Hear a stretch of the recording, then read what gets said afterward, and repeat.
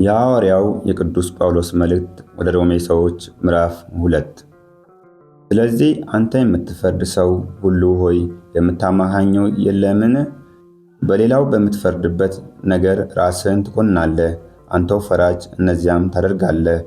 እንደዚህም በሚያደርጉት ላይ የእግዚአብሔር ፍርድ እውነተኛ እንደሆነ እናውቃለን። አንተም እንደዚህ በሚያደርጉ የምትፈርድ ያን የምታደርግ ሰው ሆይ አንተ ከእግዚአብሔር ፍርድ የምታመልጥ ይመስልሃልን? ወይስ የእግዚአብሔርን ቸርነት ወደ ንስሐ እንዲመራ ሳታውቅ የቸርነቱንና የመቻሉን የትዕግስቱንም ባለጠግነት ትንቃለህን? ነገር ግን እንደ ጥንካሬ ንስሐን እንደማይገባ ልብህ የእግዚአብሔር ቅን ፍርድ በሚገለጥበት በቁጣ ቀን ቁጣን በራስ ላይ ታከማቻለህን? እርሱ ለእያንዳንዱ እንደ ሥራው ያስረክበዋል። በበጎ ሥራም በመጽናት ምስጋናንና ክብርን የማይጠፋ ሕይወትንም ለሚፈልግ የዘላለም ሕይወትንም ይሰጣቸዋል።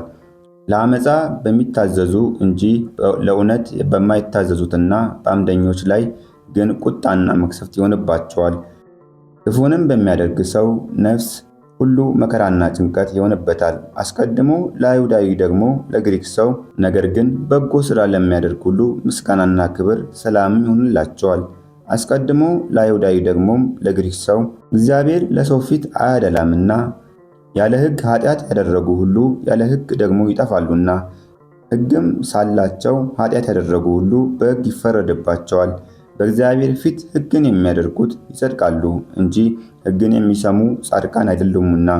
ሕግ የሌላቸው አሕዛብ ከባሕርያቸው ሕግን ትእዛዝን ሲያደርጉ፣ እነዚያም ሕግ ባይኖራቸው እንኳን ለራሳቸው ሕግ ናቸውና፣ እነርሱም ሕሊናቸው ሲመሰክርላቸው ሐሳባቸው እርስ በርሳቸው ሲካሰስ ወይም ሲያመካኝ በልባቸው የተጻፈውን የሕግ ሥራ ያሳያሉ።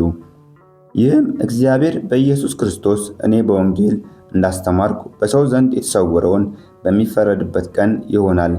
አንተ ግን አይሁዳዊ ብትባል፣ በሕግም ብትደገፍ፣ በእግዚአብሔር ብትመካ፣ ፍቃዱንም ብታውቅ፣ ከሕግም ተምረ የሚሻለውን ፈትነ ብትወድ፣ በሕግም የእውቀትና የእውነት መልክ ስላለ የዕውሮች መሪ፣ በጨለማውም ላሉ ብርሃን፣ የሰነፎች አስተማሪ፣ የሕፃናትንም መምህር እንደሆንክ በራስህ ብትተማመን፣ እንግዲህ አንተ ሌላውን የምታስተምር ራስንም አታስተምርምን?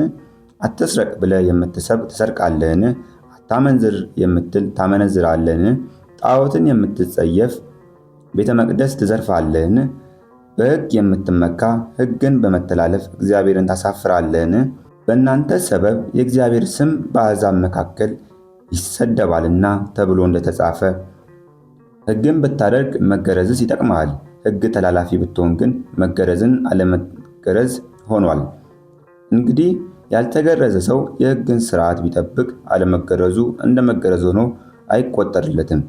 ከፍጥረትም ያልተገረዘ ሕግን የሚፈጽም ሰው የሕግ መጽሐፍና መገረዝ ሳለ ሕግን በምትተላለፈው በአንተ ይፈረድብሃል።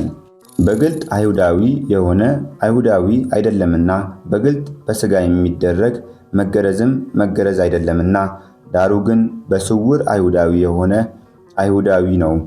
መገረዝም በመንፈስ የሚያደርግ የልብ መገረዝ ነው እንጂ በመጽሐፍ አይደለም። የእርሱ ምስጋና ከእግዚአብሔር ነው እንጂ ከሰው አይደለም። ወስብሐት ለእግዚአብሔር።